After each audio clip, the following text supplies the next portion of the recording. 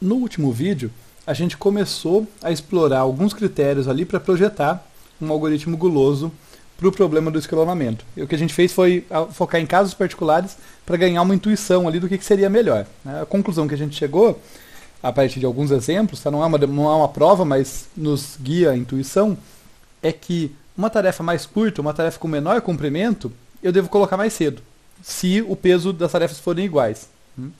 De modo semelhante e complementar até, se a duração das tarefas, o comprimento das tarefas for igual, uma tarefa mais pesada é a que devia vir antes. Tá? E a intuição, a gente falou no último vídeo, eu quero colocar a tarefa mais curta antes porque, por reconhecer que a tarefa que é colocada antes impacta o tempo de término de todas as que estão por vir.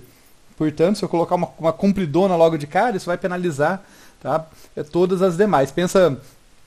é a ideia do caixa rápido no supermercado, né? Pensa num caixa, se você colocar as pessoas que têm pouquinhas compras no início e uma pessoa que tem um carrinho cheio no final, bem, essas pessoas do início elas vão passar rapidinho, depois a pessoa do carrinho cheio vai ter que esperar, mas ela já ia ter que esperar bastante mesmo, né? Então ela foi impactada pelos tempos das outras, não é que é melhor para ela isso, mas proporcionalmente não afeta tanto. Se eu inverter, ainda que eu quisesse passar um pacote só de bolacha, eu vou ter que esperar todo o tempo daquele primeiro carrinho sair para as outras poderem seguir. Tá? Então, é daí que vem essa intuição de que se as prioridades forem as mesmas, né, se não tiver maior importância entre um e outro, a gente tem vantagem em colocar o mais curto antes. Por outro lado, se todo mundo vai demorar o mesmo tanto e prioridades forem diferentes, a mais pesada, com maior prioridade, deve vir antes, porque quanto mais cedo eu coloco, menor o tempo de término e, lembrando na função objetivo, o peso da tarefa multiplica o tempo de término dela. Então, essas são muito pesadas, eu quero me livrar bem cedo. Tá? Então, legal, isso foi um recapitular daquela intuição, só que aquela intuição, a gente vai ver que tem problemas. Né? Não é à toa que eu comecei esse slide escrevendo generalizando e resolvendo conflitos. Então, eu quero generalizar, mas lidar com os casos em que eu tenho conflito. O que eu quero dizer com conflito? Olha, quando eu volto para o caso em que nem peso nem comprimento são homogêneos, se a tarefa é mais curta e mais pesada que outra, ela deve vir antes. Aí ficou fácil, né? Ela tem um menor comprimento e mais peso. Quer dizer, nossa, com certeza, põe ela antes, né? Ela tem alta prioridade e ela tem pouco impacto nos tempos de términos das que vêm depois, porque ela tem um comprimento curtinho. Beleza, não tem dúvida. Mas o que eu faço se eu tiver um cenário misturado? Eu tiver uma tarefa I que é mais curta, tá, que uma outra tarefa J, mas essa tarefa J, por outro lado, é mais pesada do que a I. Então a J ela tem mais prioridade, a I tem menor comprimento. Deixando matematicamente mais formal, quer dizer, LI é menor do que LJ, ao mesmo tempo que WJ é maior do que WI. O que eu faço nessa situação? Aí que a coisa complica, aí que a gente tem que ver como que a gente lida, então, quando essas duas características ali, essas duas regrinhas que a gente tirou dos casos particulares entram em conflito. E uma maneira de lidar com isso é se a gente conseguir relacionar essas duas características, o comprimento e o peso. A gente pode combinar, ali no caso, duração e peso em uma única pontuação. Vou pegar alguma funçãozinha que combina, que recebe os dois valores e devolve uma pontuação, e daí eu sigo a pontuação. Eu coloco, seguindo um critério guloso, aquela que tiver o maior valor ali, por exemplo, eu coloco antes. Tá? Mas a ideia vai ser que eu capture, né, nessa funçãozinha, de repente, as duas características. Quais são essas duas características? Olha, aumenta com o peso.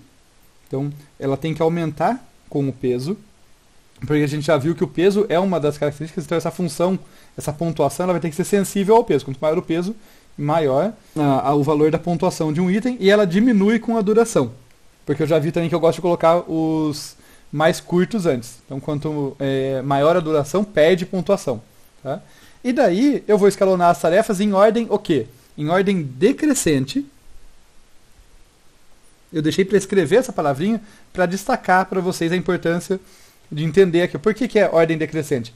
Porque eu quero colocar no início, intuitivamente aqui, tá? Aquelas tarefas que têm as características que mais eu valorizo para colocar antes, que eu me convenci que são boas para colocar antes. como eu estou falando que eu vou fazer uma pontuação que aumenta com o peso, faz sentido falar de ordem decrescente, né? Porque quanto maior o peso, mais no início de uma ordem decrescente ela vem, né? O decrescente vai do maior para o menor, então eu vou colocar os com maior peso antes. Vamos verificar para outras se também faz sentido? Se ela diminui com a duração. Então quem tem duração pequenininha vai ter pontuação mais alta. Também vai estar no início de uma ordem decrescente. E é isso que eu quero, né? Que tem duração pequenininha venha antes. Tá? Então por isso eu vou querer uma pontuação aí que tem essa característica. Aumenta com o peso, diminui com a duração. E daí os maiores nessa pontuação vêm antes. Por isso eu vou escalonando em ordem decrescente. Vem o maior, depois o segundo maior e assim por diante. E tá bom. Então essa é a ideia, essa é a intuição. Só que agora eu preciso de funçõezinhas que recebam duração e peso de uma tarefa e devolvam essa pontuação. Tá? E aqui eu vou mostrar para vocês que a solução não é única. Tá? A solução para o problema a gente vai ver isso. Mas né, na hora que a gente está construindo, fazendo esse passo todo de construir um algoritmo não trivial, a gente tem dores de cabeça, a gente tem que lugar que a gente tem que fazer escolhas, e daí a gente testa e vai eliminando. Nesse caso, eu consigo mostrar para vocês, não são as únicas, mas duas funções bem intuitivas que têm essas características de aumentar com o peso e diminuir com a duração. Então vamos pegar uma F1 aqui, uma F1 de I, sendo I a tarefa, ela aumenta com o peso, quer dizer, o peso WI aparece positivo aqui. Ela diminui com a duração, eu subtraio o comprimento LI. Essa é a minha F1.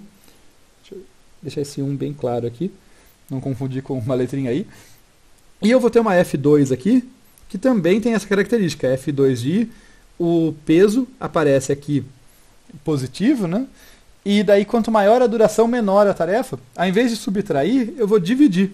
Eu divido o peso por aquela duração. Vai ter essa característica também, né? Quanto mais curtinho, quanto menor a duração, maior o valor da função. Conforme cresce a duração, a pontuação vai caindo. A pontuação daquele item vai caindo. Então, tá pegando, as duas pegam a intuição que a gente queria. Só que, no máximo, um desses critérios que vai poder estar correto. Tá?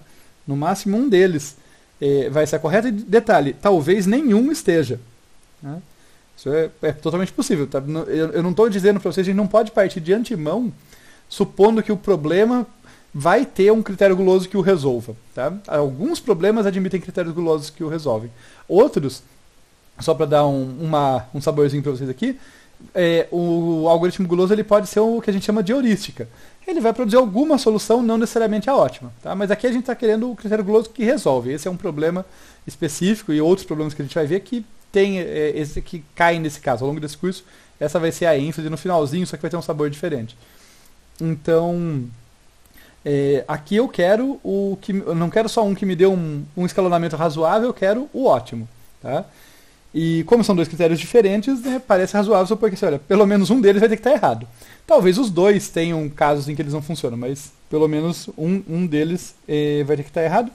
E note, ambos estão satisfazendo a intuição anterior, né, a intuição que a gente definiu aqui. Né, aumenta com o peso, diminui com a duração. Então não é porque satisfaz a intuição que está correto. A intuição é uma guia, a gente está projetando para a gente saber para que lado que eu projeto meu algoritmo, que eu defino meus critérios, eu tenho que saber onde eu quero chegar. Mas não é porque segue a intuição que está automaticamente correto. E agora o que a gente vai fazer, então, para ver quem que está correto ou quem que pode estar correto, é analisar um cenário que tenta distinguir o comportamento dos dois. Embora os dois sigam a intuição, são funções diferentes. Então a gente vai tentar construir um cenário aqui em que um deles tem um resultado, o outro tem outro, e a gente vê qual que se dá melhor, porque daí a gente já elimina um, que a gente já sabe que um não está correto.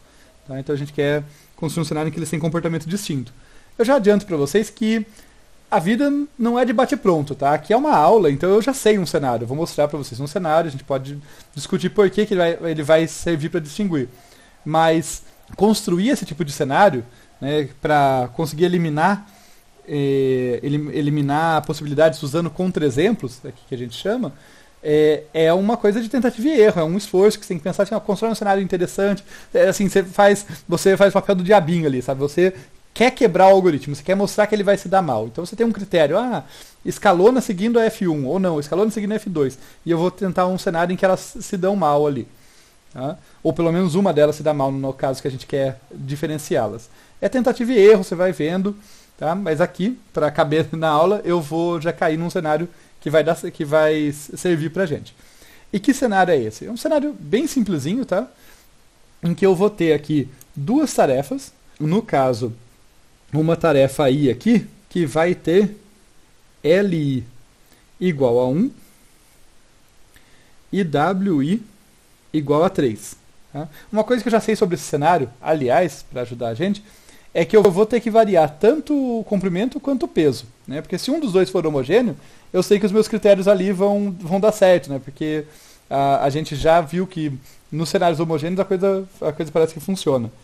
Então aqui eu vou ter que variar comprimento e peso para ver o que acontece. Então LI tem comprimento 1 e peso 3. A LJ aqui, no caso a tarefa J, tem LJ igual a 2 e WJ igual a 5. Né? Comprimento 2, peso 5. Vamos ver então aqui qual que vai ser o valor de pontuação. Lembra que a gente quer a pontuação decrescente. Lá em cima a gente deixou, olha, eu vou fazer a pontuação e vou colocar em ordem decrescente, já que aumenta com peso, diminui com duração. Então vamos calcular aqui então o valor da F1 para a tarefa I. Vai ser, no caso, 3 menos 1. Essa é a regra, né? WI menos LI. 3 menos 1 que vai dar 2. E se eu pegar aqui a F1 para a tarefa J, o que eu vou ter? Eu vou ter WJ igual a 5 menos 2 vai dar 3. E no caso aqui a gente percebe, vou até usar outra cor, que 3 é maior do que 2. Né? Então a tarefa J, segundo o nosso critério, tem que vir antes. Tá? Então vamos colocar aqui, por esse critério a tarefa J tem que vir antes, a tarefa J que tem comprimento 2.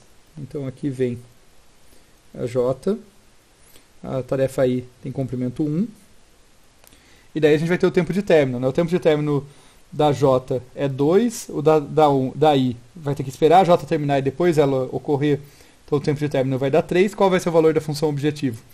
Vamos lá, peso da tarefa I que é 3, vezes o tempo de término dela, que também é 3, mais peso da tarefa J, que é 5, vezes o tempo de término, que é 2, e a gente tem ali 19.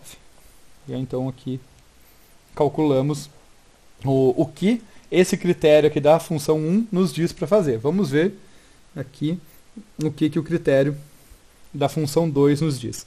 Então, a F2 aqui de I vai ser o quê? WI sobre LI. Vai ser 3 sobre 1, que é igual a 3. E depois ali, a F2 da J vai ser 5 sobre 2, que é igual a 2,5. E nesse caso a gente tem, usar outra cor para ser consistente, que 3 é maior do que 2,5 ali. Então, no caso aqui, a I é que ganhou na disputa de pontuação ali, dada pela função F2. Então, ele diz para colocar a I primeiro, seguida da J. Nesse caso, o tempo de término da I vai ser 1 e da J vai ser 3. E daí qual vai ser a pontuação final? Bem, será aqui o peso da tarefa I é 3, vezes tempo de término, que é 1, mais peso 5, vezes tempo de término, que é 3. E aqui nós temos 3 vezes 5 dá 15, mais 3 vezes 1 dá 3, deu 18. Quer dizer, a gente seguiu o critério aqui nesse cenário, a gente seguiu tanto o critério da F1 quanto da F2, e a F1 deu um valor pior. Então, ótimo ela já não é. Tá? Quer dizer, já achei por isso que é um contra-exemplo. Já achei um exemplo, uma situação em que ela não deu o ótimo, porque eu sei que pelo menos dá para fazer 18, e nesse caso 18 aqui é o ótimo. Isso não quer dizer que o critério da F2 sempre vai dar o ótimo, mas já descartamos a F1. Então eu vou destacar isso aqui. Descartamos a F1. A gente continua a análise no próximo vídeo, focando agora na F2. Será que ela está correta ou será que a gente vai poder descartar ela também?